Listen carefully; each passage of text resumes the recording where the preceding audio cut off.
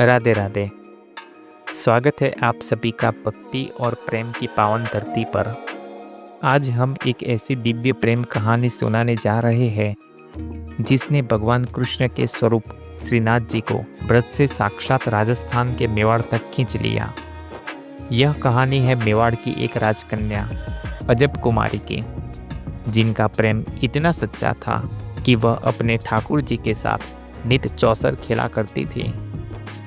अजब कुमारी नाम में ही अजब बात है। वह राजकुमारी होकर भी गोपी की तरह निशुल्क भक्ति करती थी। आइए जानते हैं उनके अद्भुत प्रेम और चौसर की वह कहानी जिसने नाथ द्वारा की नींव रखी।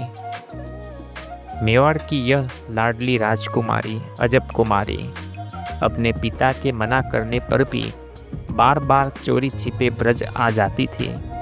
उनका हृदय गोवर्धन पर्वत के पास जतिपुरा में विराजे श्रीनाथ जी में बसता था। ब्रज की रज में उनका मन ऐसा रमा कि उन्हें रात से सुख भी फीके लगने लगे। वह घंटों ठाकुर जी के मंदिर में बैठे रहते। अजब कुमारी नित ठाकुर जी के आगे चौसर बिछाते। अब सोचिए, एक मानुष और साक्षात भगवान के बीच खेल कैसा होगा। अजब कुमारी चौसर में इतनी निपुण थी कि उन्हें कोई हरा नहीं सकता था। वह एक चाल अपनी चलती और दूसरी चाल मन ही मन ठाकुर जी के लिए चलती थी। अजब कुमारी, ऐ मेरे गिरधर, अब तुम्हारी बारी। ऐसो दाव डालो कि मोरी जीत हो जाए। लेकिन यह अजब प्रेम का अजब नियम था। भले ही वह कितनी भी निपुण थी, जब भी खेल अंतिम चरण पर आता और ठाकुर जी के हारने की नौबत आती, तो वह जानबूझकर अपनी चाल ऐसी धरती कि अंतिम जीत हमेशा ठाकुर जी की हो जाती। वह स्वयं हार जाते। अजब कुमारी मुस्कुराते हुए बोलती, वाह मेरे कान्हा, मारी हार में ही तो मोटी जीत है। वह जानती थी उनका हारना ही ठाकुर जी को प्रसन्न करता है। उनकी यह मनोदशा देखकर ठाकुर जी भी मुग्ध हो जाते थे। परंतु यह प्रेम एक कठिन परीक्षा से गुजर रहा था। अजब कुमारी राजस्थान की थी। उनके राजा पिता उन्हें बार बार ब्रज में अधिक दिन नहीं रहने देते थे। हर बात उन्हें ठाकुर जी को छोड़कर अश्रुपूरित नेत्रों से वापस जाना पड़ता था। अजब कुमारी दुखी स्वर में बोलती थी, हे मेरे प्राणनाथ, यह विरह मोहे अब सहा नहीं जाता। एक दिन चौसर के खेल के बाद अजब कुमारी का हृदय विरह से भर गया। उन्होंने अपने ठाकुर जी के सामने अपनी पीड़ा रखी। अजब कुमारी बोल रही थी, ओ मेरे मालिक, मोरे पिताजी मोहे बार बार नहीं आवन देते। मोरी एक बिनती है, अब आप मोरे संग मेवाड़ चलो। वहाँ आप नित मोरे महल में बिराजो, नित मोसे चौसर खेलो। आप मेरी विनती मान लो, नहीं तो मैं यह प्राण त्याग दूंगी। ठाकुर जी उनकी भक्ति से बंधे थे, पर ब्रजवासियों के प्रेम में भी बंधे थे। वह दुविधा में पड़ गए। ठाकुर जी बोले, हे बालिके, मोरी बात सुन। मैं ब्रज को छोड़ी कैसे जाऊँ। ब्रजवासी मोहे प्राणों से प्यारे हैं। लेकिन अजब कुमारी की दृढ़ता देखकर ठाकुर जी पिघल गए। उन्होंने एक अद्भुत वचन दिया। ठाकुर जी बोले, ऐ राजकुमारी, तेरी प्रीति ने मोहे बांध लियो। तू जा, मैं तुझे वचन देता हूँ कि भविष्य में मैं तेरी भूमि मेवाड़ में अवश्य विराजूंगा और तेरा महल ही मोरा घर बनेगा।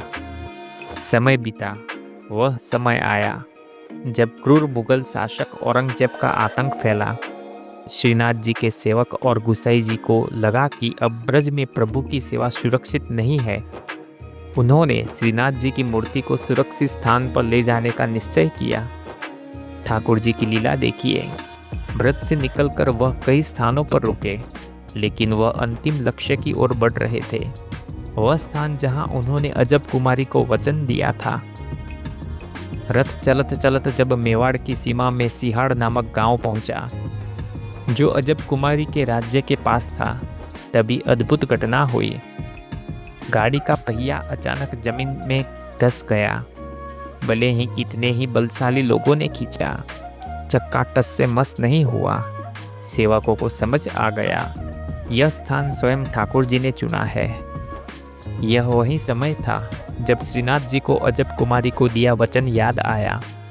महाराजा राज सिंह जी ने उसी स्थान पर मंदिर निर्माण करवाया। वह स्थान जहां श्रीनाथ जी के रथ का पहिया रुका, वह स्थान आज नाथद्वारा कहलाता है। और यह मंदिर उसी स्थान पर बना जो अजब कुमारी के राजकीय क्षेत्र में था। इस प्रकार अजब कुमारी ने चौसर में जानबूझकर हारकर भी सबसे बड़ा दाव जीत लिया था। उन्होंने ठाकुर जी को हमेशा के लिए अपने पास बुला लिया। लेकिन कहानी यहाँ खत्म नहीं होती। ठाकुर जी ने ब्रज के भक्तों को भी निराश नहीं किया। भक्तों का मानना है कि श्रीनाथ जी ने अजब कुमारी की प्रार्थना और ब्रजवासियों के प्रेम के बीच का मध्यम मार्ग निकाला। गोवर्धन जतिपुरा के मंदिर से लेकर नाथद्वारा तक लगभग 700 किलोमीटर की लंबी एक सुरंग या प्रेम गुफा है। लीला देखिए, आज भी नित्य यह मान्यता है कि श्रीनाथ जी नाथद्वारा में मंगल आरती दर्शन देने के बाद हर रात इसी प्रेम गुफा से होते हुए गोवर्धन आते हैं। वह गोवर्धन में ही शयन करते हैं और फिर अगली सुबह नाथद्वारा लौट जाते हैं। जतिपुरा गोवर्धन के शयन कक्ष में रोज बिछाए गए बिस्तर पर मिलने वाली सिलवटें आज भी इस अद्भुत आवागमन की गवाही देती है। यह अजब कुमारी के प्रेम की वह निशानी है जो अमर हो गई। अजब कुमारी और ठाकुर जी की यह कहानी हमें सिखाती है कि सच्चा प्रेम और अटूट विश्वास ही वह शक्ति है जो स्वयं भगवान को बांध सकती है। वह हारकर भी जीत गई क्योंकि उनकी जीत ठाकुर जी की प्रसन्नता में थी। यह कथा हमें बताती है कि जब भक्त अपने इष्ट पर सर्वस्व न्यौछावर कर देता है तो ठाकुर जी भी उसके लिए दुनिया मिटाकर चले आते हैं। तो प्रेमियों, अगर आपको भी अजब कुमारी की अद्भुत भक्ति ने आनंदित किया हो तो विलंब कैसा, इस कहानी को अपने सभी मित्रों और परिजनों के साथ अवश्य बांटिए। और हाँ, अगर आप नित्य ऐसी ही दिव्य कथाओं का रसपान करना चाहते हैं तो हमारे चैनल को सब्सक्राइब करके वह घंटी वाला बटन अवश्य दबा दें। राधे राधे। मिलते हैं जल्दी ही एक नई अद्भुत कथा के साथ।